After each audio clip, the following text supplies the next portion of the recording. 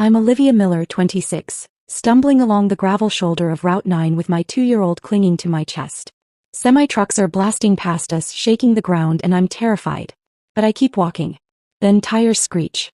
My father's black truck slams into park right in front of me. He jumps out, face pale with rage, looking at the empty road behind me. Olivia, where is your vehicle? He shouts over the traffic. I look him in the eye and finally speak the truth. Anthony took my keys. He says I'm medically unfit to drive. Drop a comment and let me know where you're listening from and what time it is for you right now. I'd love to know who's part of our community. The silence inside my father's truck was heavy, a stark contrast to the roar of the highway we just left. The air conditioning blasted against my face, drying the sweat but doing nothing for the cold knot in my stomach. Noah had fallen asleep instantly in the car seat, lulled by the vibration of the engine. I looked at his small, peaceful face and felt my hands start to shake. The adrenaline was fading, leaving behind only shame. How long? My father asked. He didn't look at me. His eyes were fixed on the road, his hands gripping the steering wheel so hard his knuckles were white. He wasn't asking as a dad. He was asking as a police chief interviewing a witness. 6 months, I whispered. Since Noah turned 18 months old. He took a sharp breath. Why didn't you tell me? Because it didn't look like abuse, Dad. That's the trick. It didn't start with a lock on the door or a raised fist. It started with a casserole. It started with Susan showing up with dinner and saying, "You look exhausted, Olivia. Let me take the night shift." And I was exhausted, so I let her. Then it was Anthony saying, "Babe, why stress about the bills? I'm an accountant. Let me handle the finances so you can focus on Noah." And I was stressed, so I thanked him. I looked out the window at the passing trees, watching the world blur. I needed him to understand the mechanics of the trap. It's the boiling frog, Dad. You know the story? If you drop a frog in boiling water, it jumps out. But if you put it in cool water and turn the heat up slowly, it cooks to death before it realizes it's dying. That was my life. The heat went up 1 degree at a time. First, Susan moved into the guest house to help. Then she was in my kitchen every morning, criticizing the nutritional value of the oatmeal I made. Then she was checking my grocery receipts, circling items she thought were wasteful. When I complained, Anthony told me I was being ungrateful. He said I had postpartum anxiety. My father's jaw tightened. Did a doctor say that? No. Anthony did. Every time I questioned why he moved our savings into a new account I couldn't access, he said I was being paranoid. Every time I asked why Susan had a key to our bedroom, he said I was being difficult. They made me feel like my brain was broken. Last week I tried to drive to the park and my keys were gone. Anthony said he took them for my own safety because I've been so scattered lately. He said he was protecting me. I looked down at my hands. They were raw from gripping the carrier straps. They check my phone, Dad. Every night. Anthony said he was just making sure I wasn't doom scrolling, that it was bad for my mental health. But he was reading my text. He was tracking my location. I stopped calling you because I didn't want you to worry and I didn't want them to know I was cracking. I thought if I just behaved better, if I was just calmer, they would give me my life back. My father pulled the truck onto the shoulder of the road and put it in park. He turned to me and the look in his eyes wasn't anger at me. It was the cold, lethal focus of a man who had hunted predators for 30 years. That is not help, Olivia, he said, his voice low and terrifyingly steady. That is a siege. They isolated you. They disarmed you. And then they took you hostage. We're going back. Panic flared in my chest. No, Dad, please. I can't. We aren't going back to talk, he said, shifting the truck back into gear. We are going back to get your things. You are leaving that house today and you are never walking on the side of a highway again. The tires crunched on the pristine gravel driveway. My father's truck looked out of place among the imported sedans and meticulously trimmed hedges. The estate was silent, a fortress of beige stucco and wrought iron. Dad killed the engine, but neither of us moved. Through the windshield I saw them. Anthony and Susan were on the patio. Susan was laughing, holding a glass of white wine while Anthony scrolled on his tablet. They looked like a picture from a magazine. They looked like people who hadn't just forced a mother and child to walk miles on a highway shoulder. Stay here, my father said. I ignored him. I unbuckled Noah's car seat, my fingers fumbling with the straps, and pulled him into my arms. I wasn't staying behind.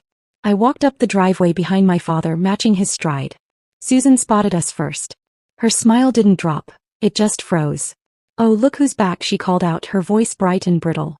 And she brought reinforcements. Harold, you're just in time for a glass of Chardonnay. My father walked up the stone steps, his boots heavy on the slate. He didn't look at the wine. He looked at Anthony. Where are her keys? He asked. His voice was the same low rumble he used on Suspects, the one that made people stop breathing. Anthony stood up, smoothing his polo shirt. Harold, let's not be dramatic. We were worried about her. She's been unstable. We took the keys for her own safety. You know how new moms get. The casual misogyny, the practice concern. It made my blood boil. I stepped out from behind my father. I'm not unstable, Anthony. I'm leaving. Susan laughed, a short, sharp bark. Leaving? Where are you going to go, Olivia? You don't have a job. You don't have a car. You barely have a brain cell left that isn't focused on diapers. We are protecting you. We are keeping this family together because you are clearly incapable of doing it yourself. My father stepped between us. He didn't shout. He didn't posture. He just looked at Susan with a cold, flat stare. You aren't protecting her. You are holding her hostage. Give her the keys. No. Anthony crossed his arms, trying to match my father's height but failing miserably. Or what, Harold? You going to arrest me? It's my car. It's my house. I make the rules. If she wants to leave, she can walk. But she's not taking my son. The air in the yard changed. The birds seemed to stop singing. My father took one step closer to Anthony. You want to talk about rules? Fine. Let's talk about the law. You are withholding her personal property. You are restricting her movement. And if you try to stop her from leaving with her child, that is unlawful imprisonment. Susan scoffed. Oh, please. She's hysterical. She needs rest. She needs her passport, my father said, turning to me. Go inside. Get your documents. Get the baby's things. I'll handle them. I ran past Anthony, dodging his outstretched hand. I heard Susan shouting something about trespassing, about calling the police, but my father's voice cut through it all. Go ahead, Susan. Call them. I'd love to explain the situation to my former colleagues. I raced up the stairs, my heart pounding against my ribs. The house felt different now, cold, alien. It wasn't my home. It was a crime scene. I tore open the closet door, my hands moving with a frantic, clumsy speed. I didn't fold anything. I shoved clothes into the duffel bag. Noah's onesies, my jeans, anything I could grab. My breath hitched in my throat, a jagged rhythm of panic. My father stood in the doorway, his back to me, watching the hall. He was a statue, a barrier between me and the people who had slowly dismantled my life. I stopped for a second, clutching Noah's favorite blanket. Dad, I whispered. He didn't turn around. His shoulders were rigid. I saw it then, 6 months ago, he said, his voice rough with a pain I hadn't expected. The Sunday dinner when you didn't laugh once. The way you looked at Anthony before you answered a simple question. I saw the light going out in your eyes, Olivia. I froze. He knew. I told myself it wasn't my place, he continued, his voice cracking. I told myself marriage is hard, that I shouldn't interfere, that I was helping by giving you space. I thought I was respecting your boundaries. But I wasn't. I was leaving you behind enemy lines without a weapon. I'm so sorry. The guilt in his voice was heavy, a physical thing. It was the silent regret of the watchman who fell asleep while the castle was breached. I walked over and put a hand on his arm. You're here now, I said. But Dad, you need to know something. I didn't stay because I was weak. He turned to look at me, his eyes searching mine. I stayed because I was terrified that if I left without a plan they would take Noah. I pulled a hidden folder from under the mattress. The one place Susan never checked because she was too busy inspecting the dust on the baseboards. I opened it. Inside were photos of Anthony's bank statements I'd snapped when he left his laptop open. Screenshots of texts between him and Susan discussing how to manage me. I wasn't just surviving, Dad, I said, my voice steadying. I was gathering ammunition. It's the invisible chain of the survivor. You don't yank against the chain because it just chokes you harder. You wait. You pick the lock while they're sleeping. I was waiting for the moment I could leave with Noah and never have to look back. Today was that moment. My father looked at the folder, then at me. He didn't see a victim anymore. He saw his daughter. Let's go, he said. We walked out of the bedroom. Anthony was at the bottom of the stairs, looking up at us with a mix of fury and disbelief. Susan was behind him, her phone in her hand. You can't take him, she shrieked, pointing at Noah in my arms. That is kidnapping. I have the police on the line right now. My father didn't even slow down. He descended the stairs step by heavy step, forcing Anthony to back up. It is not kidnapping for a mother to travel with her child, Susan, my father said, his voice projecting with the authority of a man who knew every statute by heart. But preventing a person from leaving a premises? That is unlawful restraint. And if you lie to a 911 dispatcher about a custody dispute to incite a police response, that is filing a false report. Do you want me to spell out the sentencing guidelines for you? Susan's mouth snapped shut. Her thumb hovered over her phone screen, trembling. I walked past them. I didn't look at Anthony. I didn't look at the kitchen where I'd cried over burnt toast. I walked out the front door into the blinding afternoon sun. The air tasted different out here. Tasted like oxygen. The drive to my father's house felt like the first real breath I'd taken in a year. The silence wasn't empty. It was safe. Noah babbled in the back seat, pointing at the passing trees, oblivious to the fact that his mother had just burned down her life to save his. When we pulled into Dad's driveway, I expected relief. Instead, my brain switched into overdrive. The adrenaline crash was brutal, leaving me shaky and nauseous. We need to check everything, I said, dumping the duffel bag on Dad's kitchen table. My father was already on the phone with his lawyer, but he nodded at me. Check what? The money. The documents. Everything. I spread the papers out. I'd managed to grab the file folder from Anthony's home office while Dad was blocking the stairs. My hands trembled as I opened it. Bank statements. Loan agreements. Title documents. It took 10 minutes to realize the extent of the damage.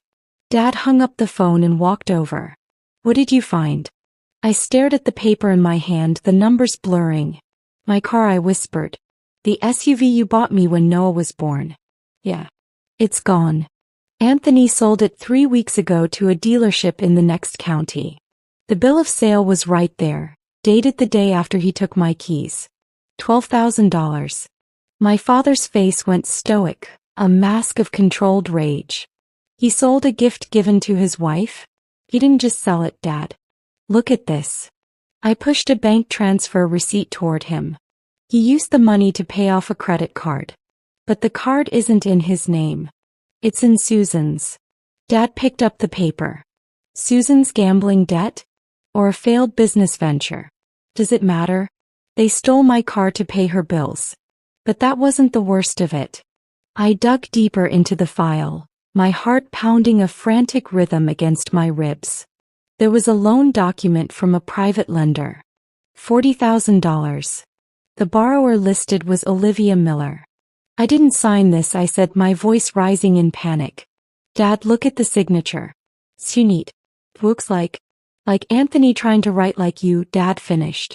I felt the room spin. He took out a $40,000 loan in my name. And the educational trust fund? The $56,000 my grandmother left me? I logged into the banking app on my phone, my fingers slipping on the screen. Incorrect password. I tried again. Locked out. I called the automated number, punching in my social security number. The balance of your account ending in 4492 is $0. I dropped the phone. They had taken everything, the car, the trust fund, my credit. It wasn't control anymore.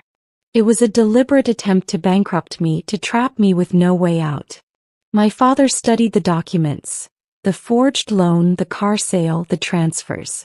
His expression hardened. This isn't a marriage issue, he said. This is felony fraud. When Anthony and Susan showed up, shouting and threatening custody, I opened the door calmly and handed him the envelope. Inside was the proof, loan documents, bank records, the forged signature. His confidence collapsed as he read. You stole $56,000, I said. That's not a marriage. That's a crime. I gave them a choice. Return the money by morning or the file goes to the district attorney. They left in panic, exposed and powerless. 3 months later, I locked the door of my own apartment. Small, quiet, chosen by me. My bank balance was modest, but it was mine. Anthony was facing charges. I was rebuilding my life. I wasn't grateful for the cage anymore. I had burned it down and built something entirely my own.